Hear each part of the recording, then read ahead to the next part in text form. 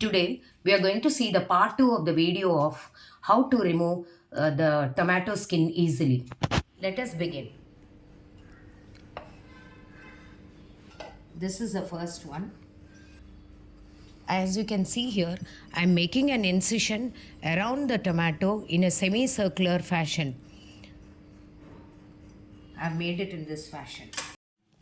Allow the pan of water to boil nicely and then place the tomato slowly inside.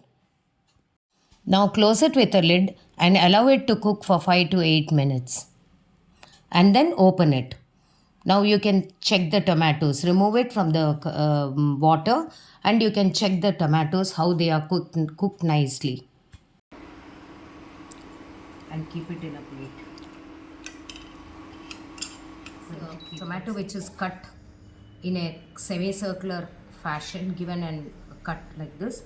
And now we are going to place it